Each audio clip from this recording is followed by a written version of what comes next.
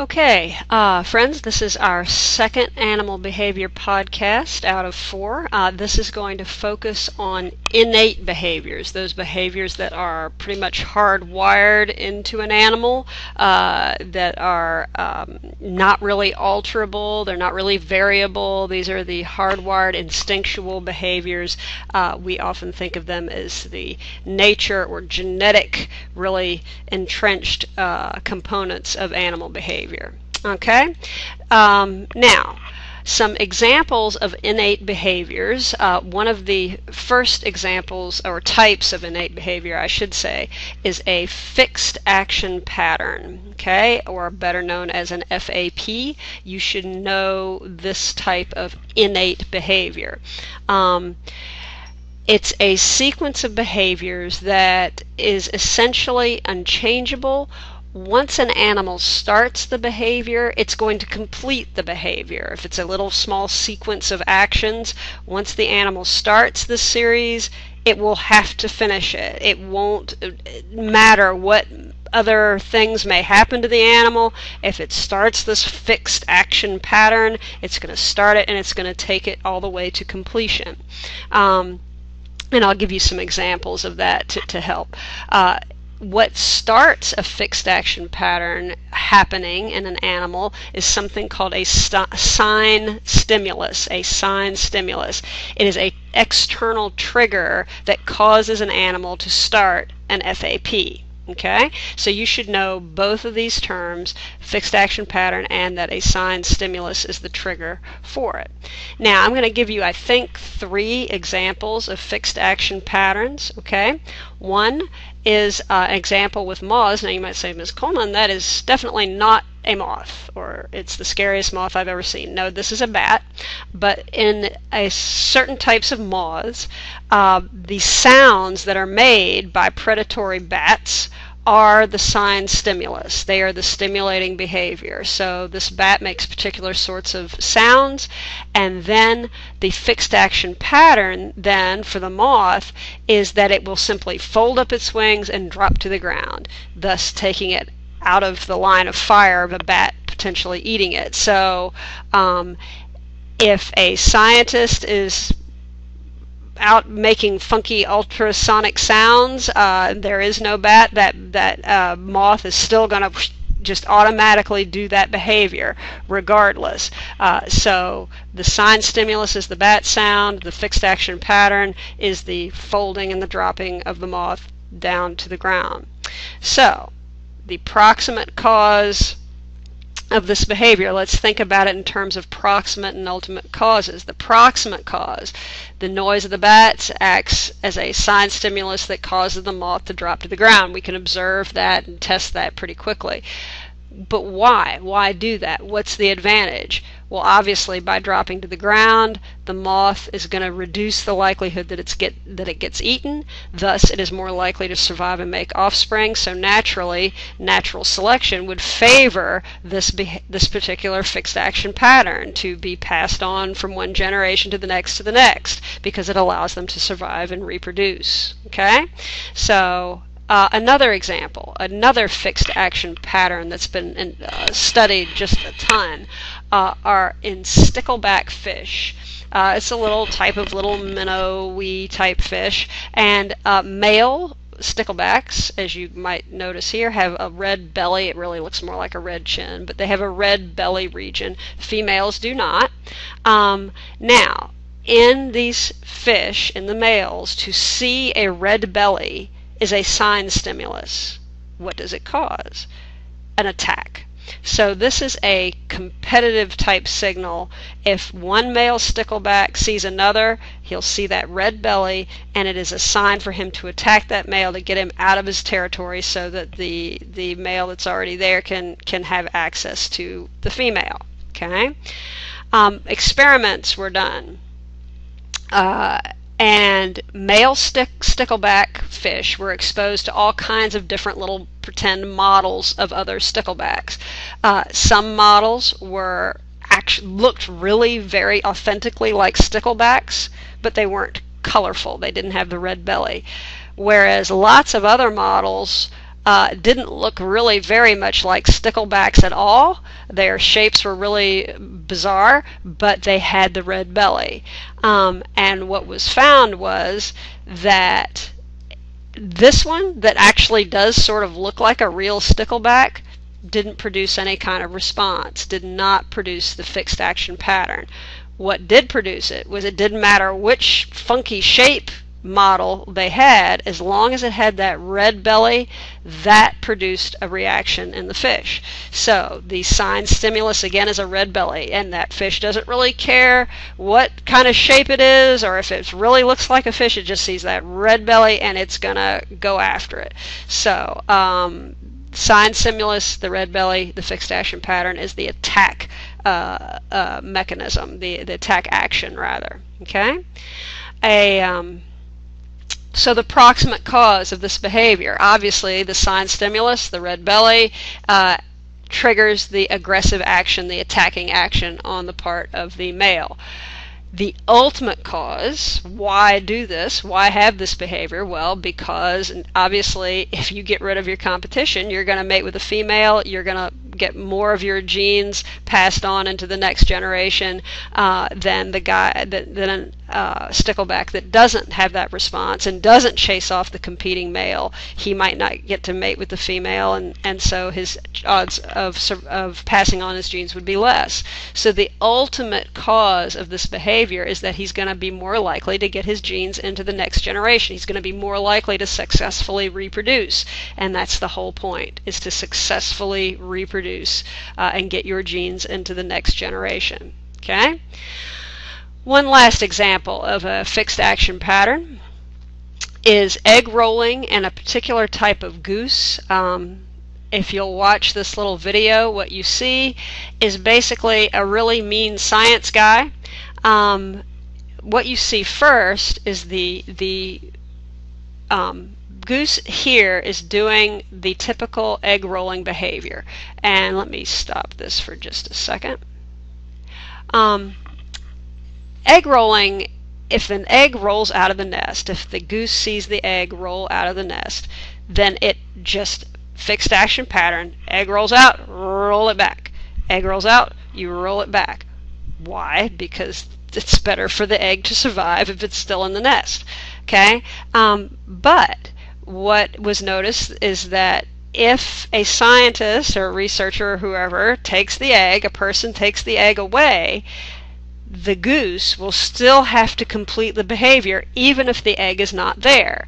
The fixed action pattern still has to happen. It still will go to completion. So clearly it is just a programmed action. The goose may know the egg is not there. It still has to go through this particular behavior. It is just that hardwired into the goose's brain. So let me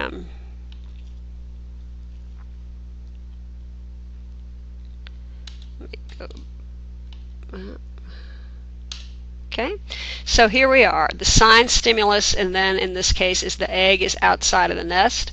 And now if you watch, there's someone takes the egg, watch him again, and that behavior is still going to, so there's the normal, rolling the egg back into the nest.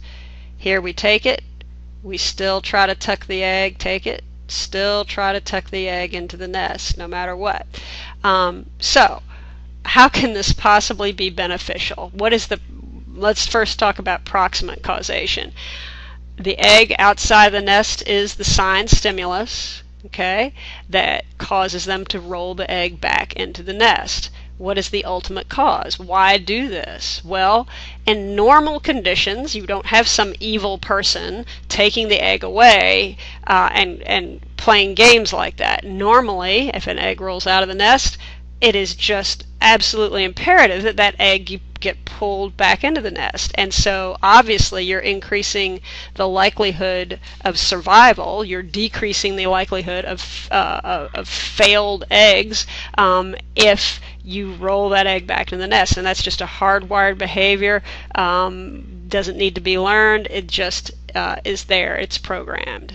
Okay, so benefits of fixed action patterns are basically the same benefits in any innate behavior, really, but particular to fixed action patterns, you have usually a pretty simple cue, and that simple cue is going to cause an animal to not waste a whole bunch of time trying to process information. This cue is this: the egg's out of the nest, I got to do this. The egg's out of the nest, I got to do this. You're not going to be having to process a whole lot. A very simple cue. Now, is it possible the animal might interpret a cue wrong? You've got the sticklebacks being fooled by clearly bizarre models, but generally speaking, it's a mechanism that works pretty well. Generally, there's not funky models in the environment. Generally speaking, there's other male sticklebacks in the environment, and so this kind of strips down the need to process information. You see red, you attack, and very straightforward. It usually does work very well in a normal type environment. Okay?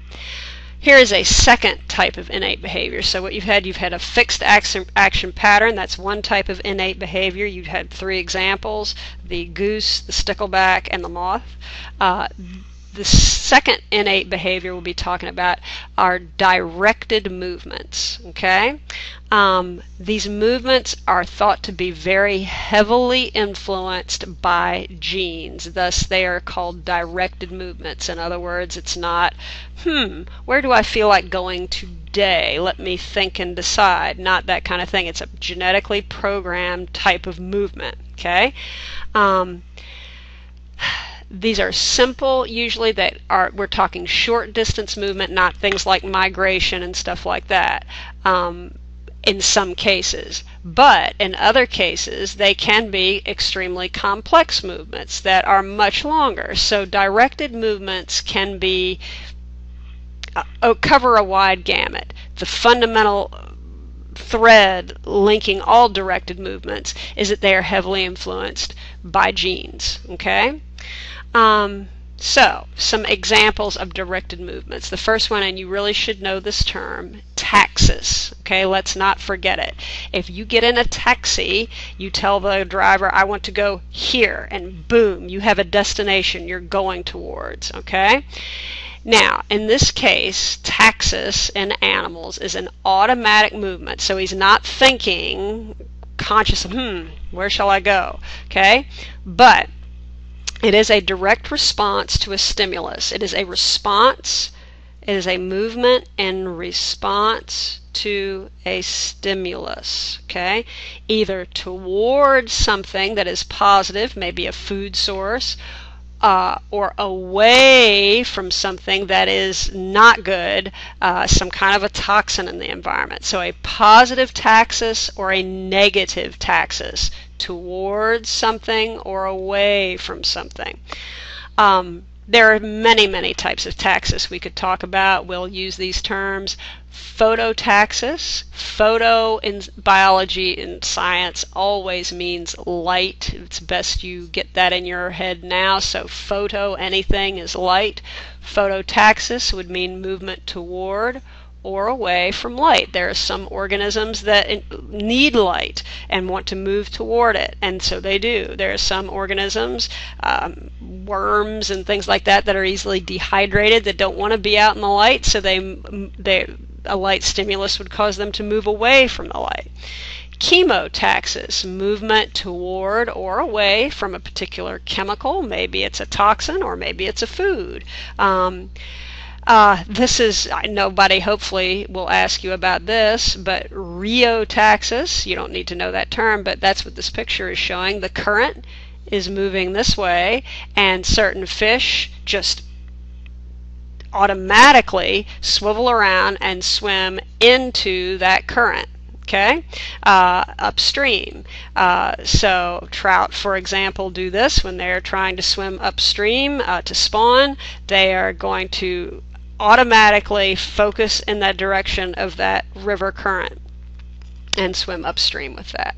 Okay, so that taxis is a type of directed movement. It's heavily genetically programmed, genetically programmed, innate type of movement. All right. Another type of movement that is genetically programmed, or innate, if you will, is kinesis. Kinesis is really not directional. non-directional. It is not toward a stimulus or away. It is more a change in how fast a critter is moving. But that change in rate is in response to a stimulus. So, if you go out in the woods and you lift up a log, you might find little critters that look like this, roly-polies, pill bugs, whatever you might call them.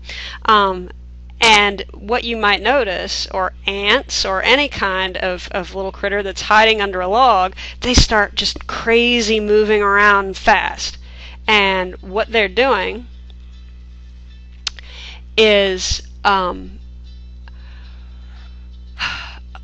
essentially, please disregard this word I'm about to use, but hoping that they will get out of this suddenly inhospitable situation, and that fast movement is going to hopefully by chance carry them somewhere away from this horrible light that they've just been exposed to. Okay? And when they log is put back over them, their movement will slow down, because this is a good place to be, and the slower they move, the longer they are likely to stay in this good environment that they like. Okay? So basically, so in kinesis, we're just going to alter the rate of our movement. Our movement is very random, but it is hoped that if we speed up, we'll get away from some stimulus that we don't like and in a better place, or if we slow down, we'll stay in a good place longer. Okay? So again, think of little critters under a log. That's a pretty good example to think of. Okay? Now,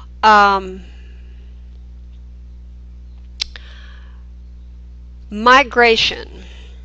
We are going to get, when we hit this topic, migration, we are going to start to, we begin with a talk of innate behavior, but then we're going to start weaving in learned behavior aspects into that. So to just be aware of that. Migration is an incredibly complex, fascinating topic.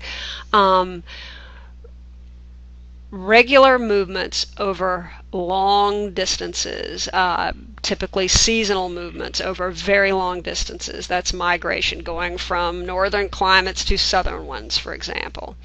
It is much more complex than either kinesis or taxis, but it is heavily genetically influenced. A lot of it's programmed. For example, there are certain behaviors. Migratory restlessness. What we see here in this little video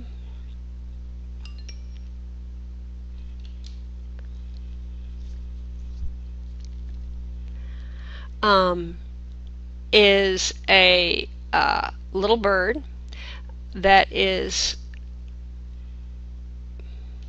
there he is, that is hopping around very frantically, wouldn't normally be doing this, but the behavior is very agitated, very nervous. It's a restless behavior that is seen, birds are seen to do that when migratory season is upon them. It is just a programmed behavior. It's nothing they learn. They just get agitated like this. They start hopping restlessly, flapping their wings, as you see here. They're in a cage. They're not going anywhere. But this just happens to them once their migratory season is upon them. It has been shown that this kind of behavior is pretty much just genetic programming. It is an innate behavior. Okay? Now,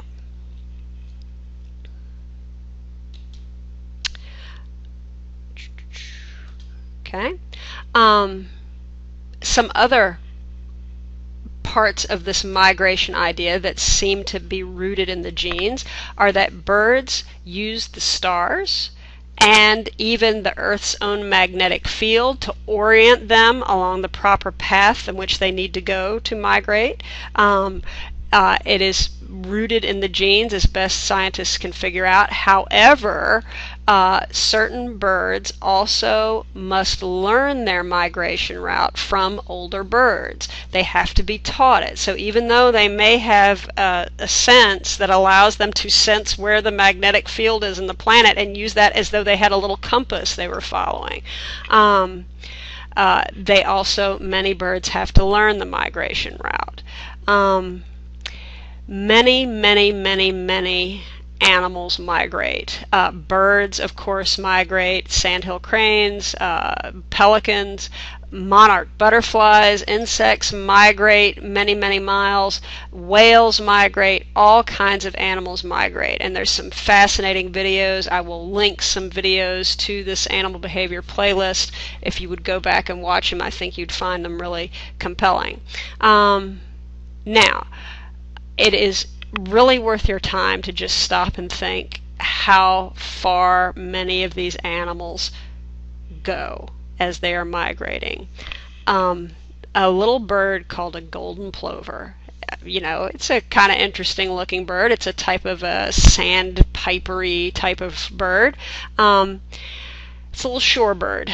This bird migrates 8,000 miles round trip.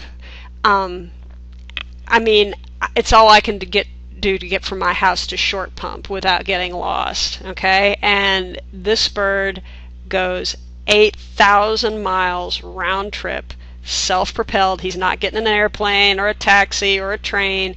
He is flying himself from his Arctic breeding grounds, Arctic Circle, to southeast South America and back again.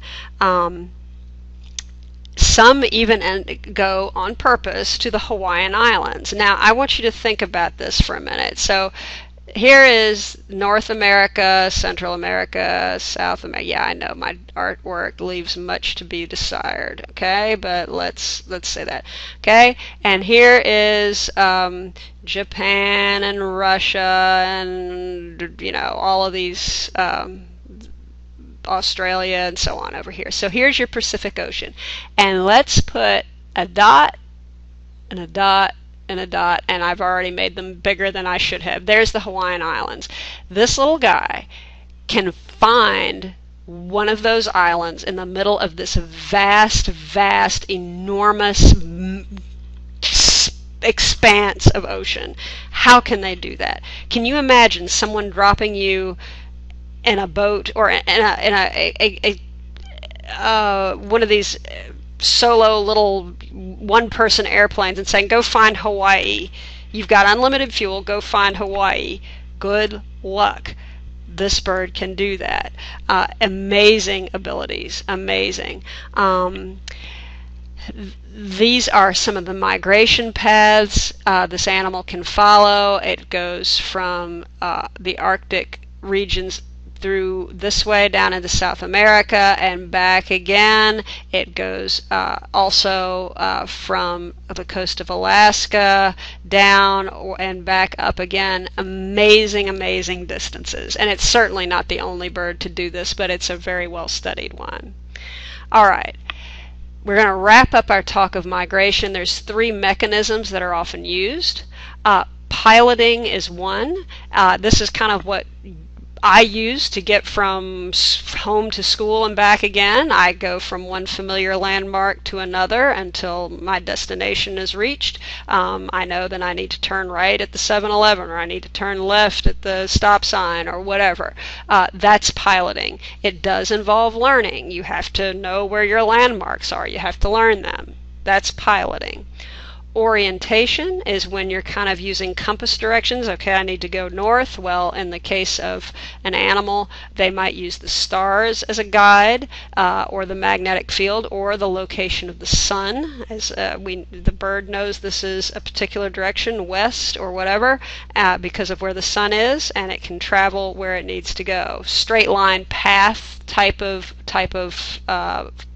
travel. Okay, this is likely an innate, inborn, genetic type of mechanism used in migration.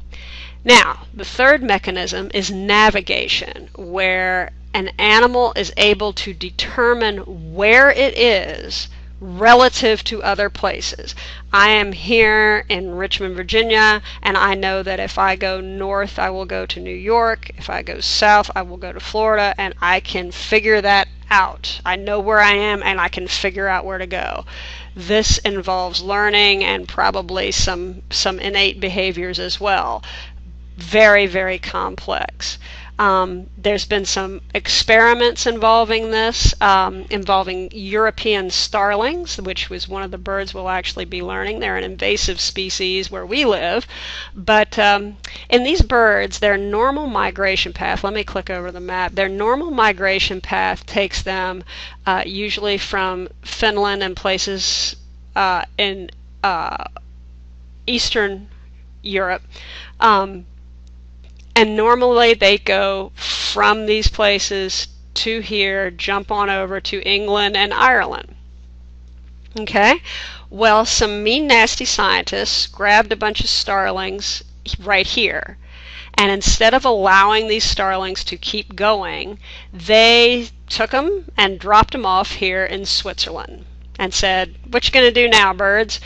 Well, the adults that had been to England before, this was not their first time, were able to figure out where they were. They were here and knew that they needed to fly up in this direction to get where they were supposed to go, and that is exactly what they did. The juvenile birds, on the other hand, didn't know where they were, so they just kept flying in the same direction. If they started here, they know that they need to fly this way to get where they're going. They flew basically in the same direction they thought they should fly, as if they had never left the Netherlands, if they were going to get to where they needed to go. So obviously this implies that the adult birds had learned something in their previous flights over to Great Britain from the Netherlands that the young ones had not had a chance to learn. Pretty amazing to think that a bird could be picked up here, dropped off here, and still know exactly where to go. Pretty amazing. Okay? Cues that are used for this kind of behavior, again, we've already talked about them. Magnetic field, the sun, the stars, things like that. Remember, when using the sun and the stars to give you a sense of direction, you have to be able to know that the sun and the stars move. They're not always in the same place in the same time, and you have to be able to compensate for that at different times of year, and birds do that. This is an indigo bunting. We'll be learning about this guy too. Beautiful blue bird. We have piles of them around here. Now, he avoids having to compensate for the movement of the stars because he just focuses on the North Star, which is one of the few stars in our sky that doesn't move. It is the North Star, and it's always at a certain point in the sky for us because of our perspective on Earth. And so he just focuses on that, very much like ancient human sailors have done, and thus he always knows where that north direction is, and he can go wherever he needs to go based on knowing where north is. Okay? Now, this last behavior, imprinting, this is a real crossroads between, much like migration is, between learning and innate behaviors. And so that's kind of why I started here and tell you the word, but we're going to learn about it in the learned behaviors. So we'll take imprinting and blend that over into our learned behavior podcast. So that'll do it for this podcast on innate behaviors, and we'll see you in the next podcast. Thanks for watching.